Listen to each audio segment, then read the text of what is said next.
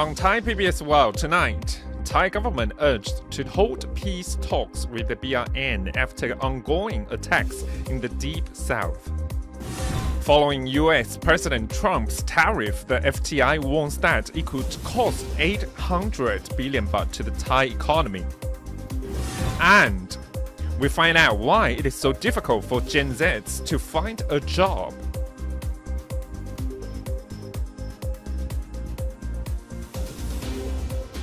You're watching Thai PBS World tonight. I'm Frank Kanchi. And I'm Nabunan, and we'll begin the program with the possible resumption of peace talks in the Deep South following the recent attack in Narathiwat, which killed 4 people, including a 9-year-old girl and also an elderly blind woman. And the Thai government has been urged to engage in peace talks in the Deep South to put an end to the ongoing violence.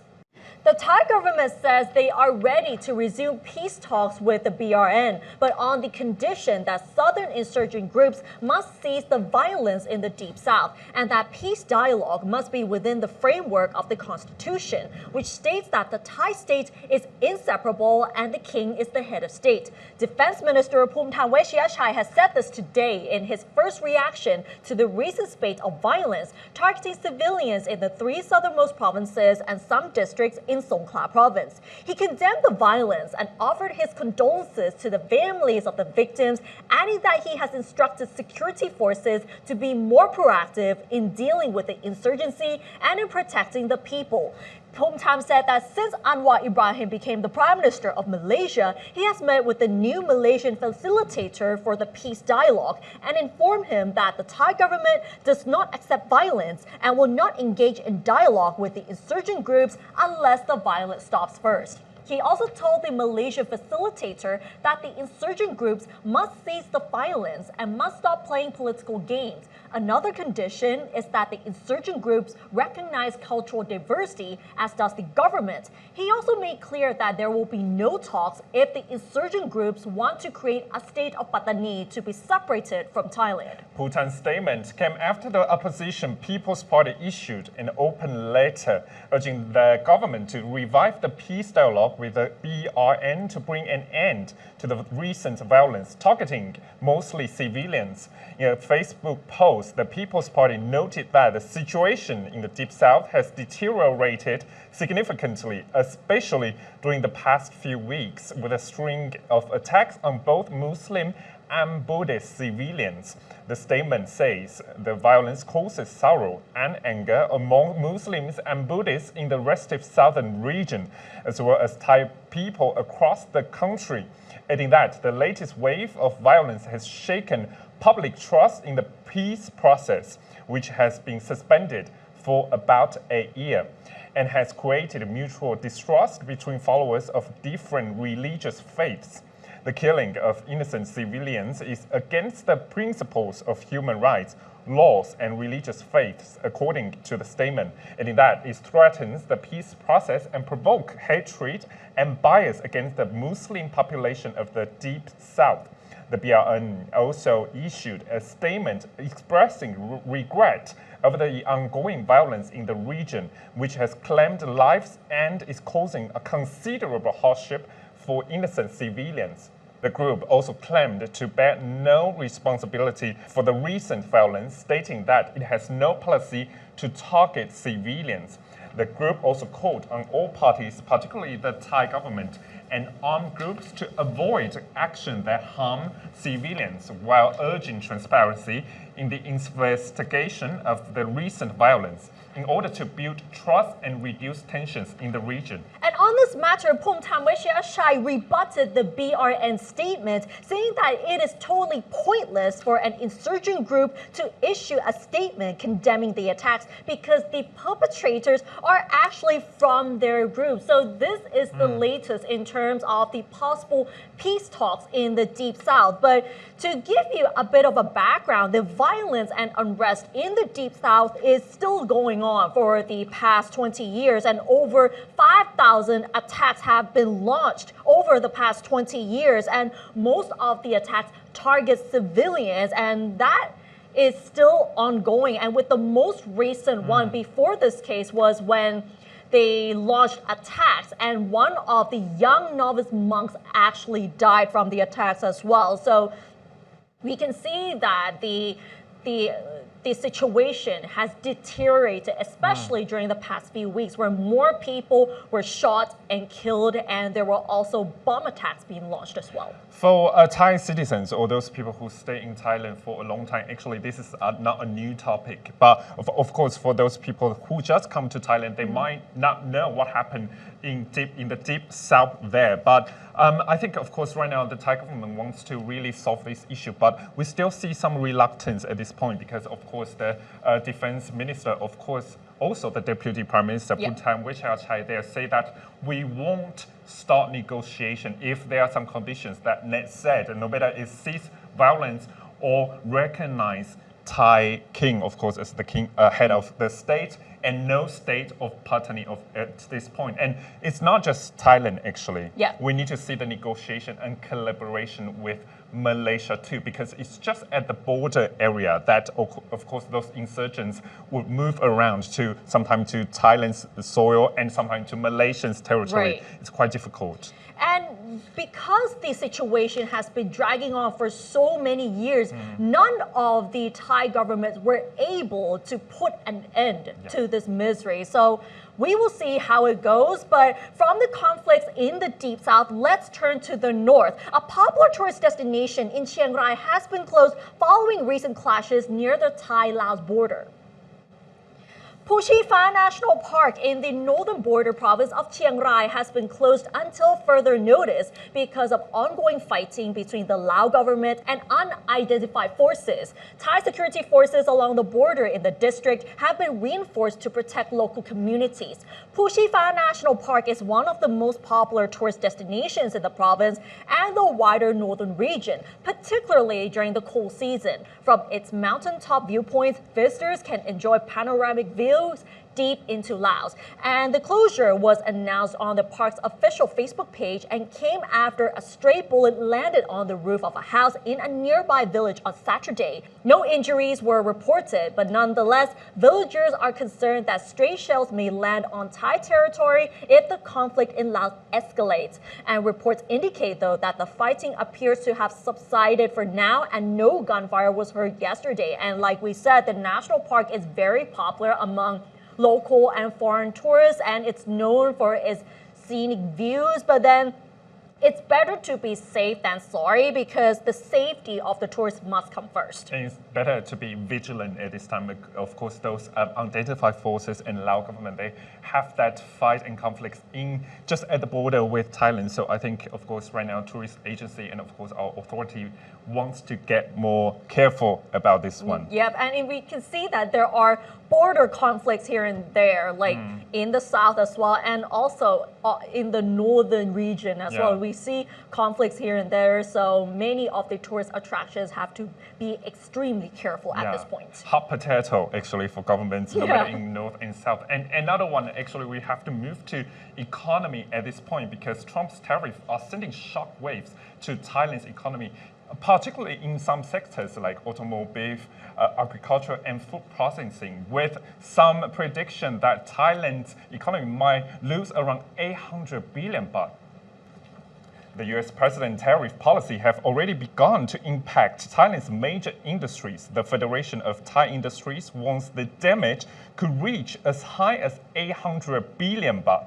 Thailand is now facing US import duties of up to 36%, but right now, of course, it's suspended for 90 days, prompting an urgent diplomatic effort. The Thai government has just 90 days to negotiate during a period announced by Mr. Trump before the new tariffs are in force. And of course, the doomsday is 1st July. The chairman of the Federation, Kirangai Tianukul, said Thai businesses believe the tariffs are likely to fall within the range of 10 to 15%, a calculation based on current differences in tax structures between the two countries. Even at those levels, the economic damage could be between 200 and 300 billion baht.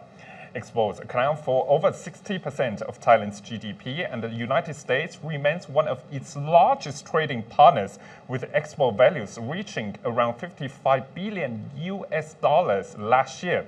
Mr. Chiang Rai warned that the automotive sector, which employs some 700,000 workers and is a cornerstone of the Thai economy, is at particular risk. The United States is the largest market for Thai auto parts, and higher tariffs could trigger a wave of restructuring with companies forced to merge, downsize, or even close down. He also raised concerns about the impact on Thailand's food processing and seafood industries. But there may be a silver lining for Thailand's footwear industry. The chairman noted that the countries like Vietnam and Cambodia facing much steeper tariffs, Thai manufacturers could gain a competitive advantage in the US market. So Ned, right now, of course, I think this is still a developing story in terms of the tariff, and it's what we talk about, we report. Thailand's first meeting with the United States has been suspended. This is a very alarming message. And of course, Mr. Chiang Rai talked about footwear industry there. We still have some beneficial to get during this uncertainties period.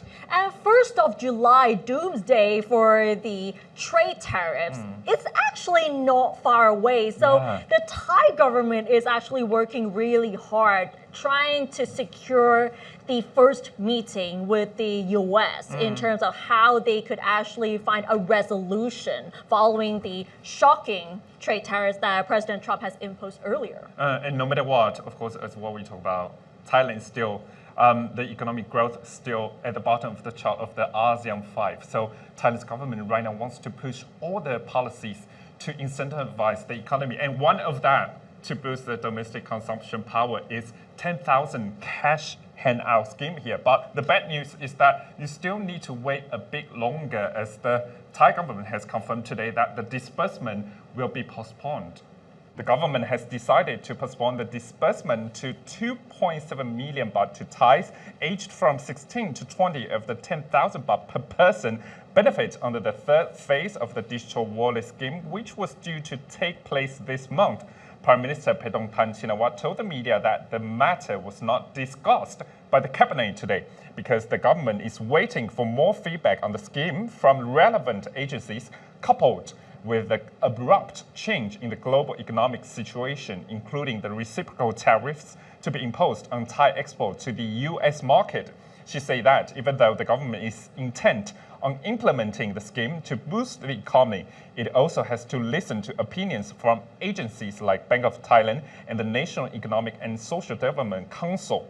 She said that the government has no plan to scrap the scheme, but it is assessing whether the funds meant for the scheme could be better spent, adding that the government will try to explain the necessity for the postponement to the potential recipients.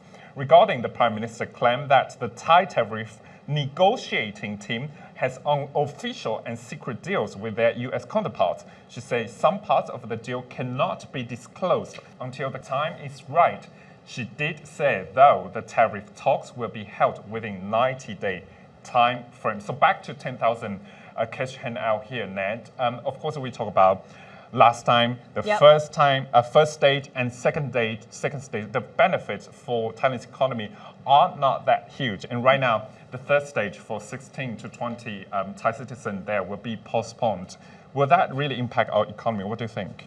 Well, right now, I think the Thai government it has to prioritize in making policies that would actually ease or cushion the impacts of the exporters and businesses that will be affected by the new trade tariffs imposed by the U.S.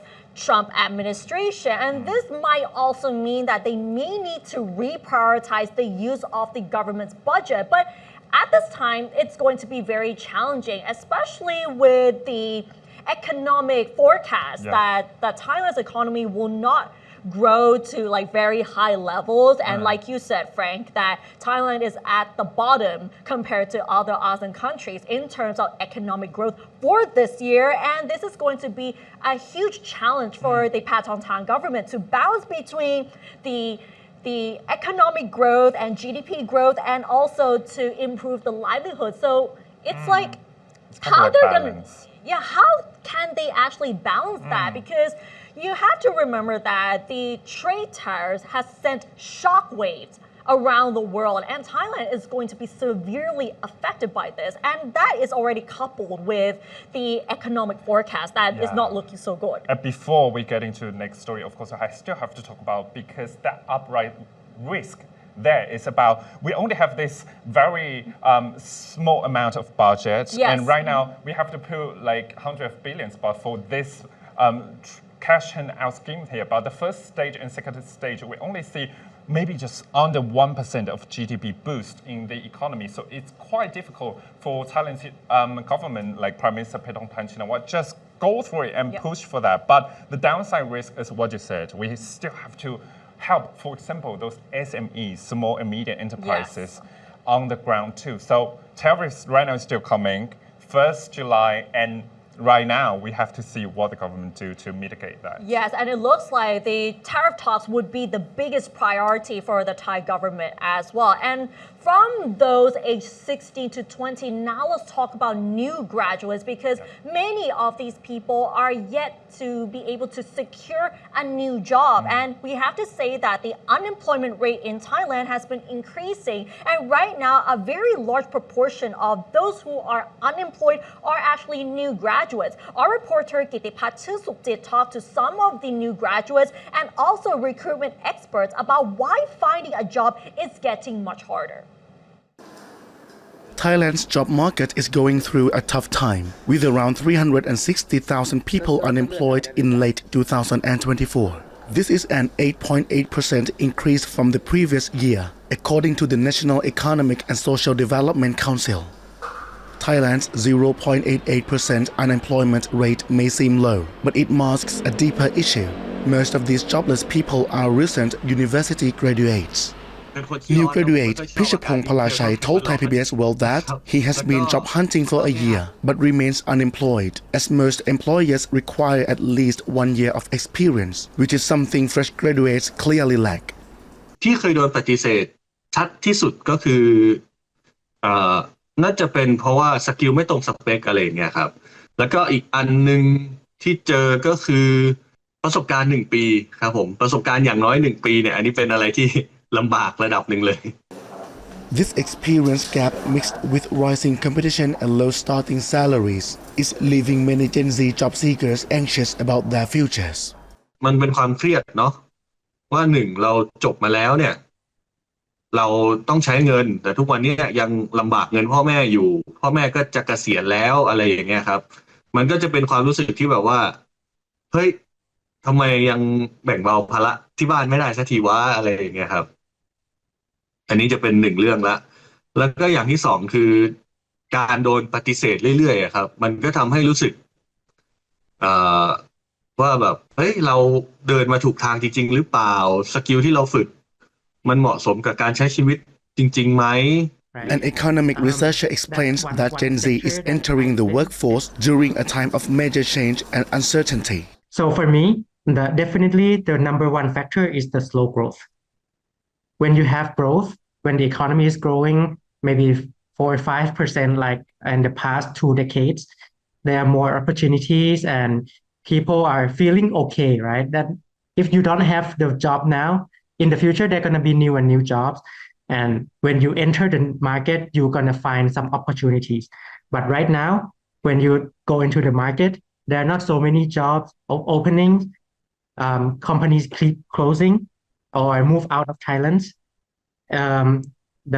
The growth is only like 2% right now, right? That's the best estimate at the moment. Technology, trade wars, and aging workforce are also key factors. Employers now expect more experience and skills from new hires, despite offering fewer entry-level roles. But it's not just Gen Z. Older workers, especially from Gen X and Gen Y, are also struggling. High salary expectations, limited retirement time, or outdated skills can make companies think twice before hiring older candidates. So from the demand side, I think they're going to be mostly like bad news that there are going to be less and less job opportunities. But in terms of the qualification, I think at some point the market's going to have to adjust that, right? When you expect everybody to have 1 or 2 years of experience. But at the same time, if you try to post that job for a while and then you cannot find someone, at some point you have to give up, and then you have to take the risk with someone else, right? At the same time, many companies are laying staff off due to restructuring, cost cutting, global changes in technology and consumer behavior. Thailand is also caught in what experts call a middle take trap, stuck between cheaper labor markets and the challenge of becoming a high-tech economy. It's actually leading them to selecting or hiring people. Actually, like they need to think twice. They need to really like take time to really make sure that they really want this position. And when in term like coming to the recruitment process, it's actually like took longer time. Yeah, to hiring one person. And if, like for example, right now, if there's some people resign within one department in the organization, they might actually thinking of not replace those candidates because they might think that the current team can still handle or something like that. And that actually like making a little bit of the demand in the markets decreasing.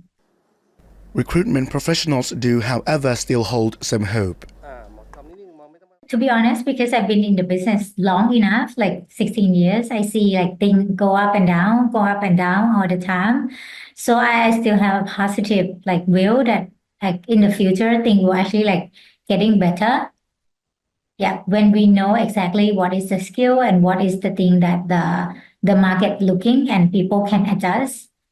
Yeah, but I think right now like it's actually like in terms of the economic around the world is not as good. Yeah, but I think one day like it will come back. For job seekers, the key is to focus on improving practical and in-demand skills, especially those related to technology, communication, and problem solving. For the government, experts are calling for long-term policies that create jobs, not just attract investment. With over 360 Thais unemployed, the future of work depends on smart policies, fair hiring practices, and adaptable workers. But for many, like Pichapong, it's still a daily struggle. อย่างแรกเลยอยากให้เชื่อว่าทุกคนพัฒนาได้ครับผมทุกคนฝึกฝนได้ ดังนั้นถ้าเกิดเราเห็นศักยภาพในการพัฒนาเขาได้แม้จะเล็กน้อยเนี่ยก็อยากให้ลองเปิดใจรับดูก่อน Kitipat Chun Sukjit, reporting for Thai PBS World.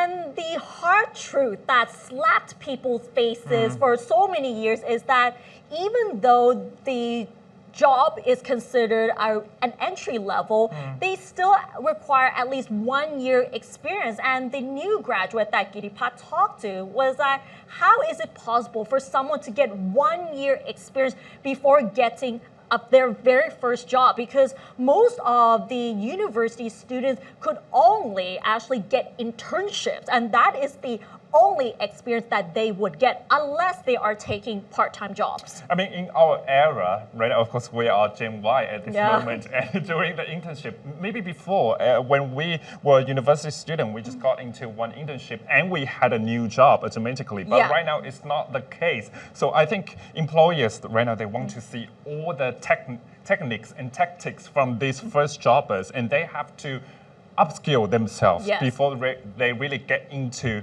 the job market. Although right now we see the new job numbers are quite high at this moment in Thailand's market, but the unemployment rate is quite high too. So it's quite contradictory at this moment. So I think new first jobbers, you have to learn a lot. Please get some AI technique if you could, and expertise in those areas that you're really interested in, so you could really get a job after graduate. Right, and it reminds me of this TikTok video that went viral in Thailand a few years ago, which says that if you want that person to get experience, just give them a job. Yeah.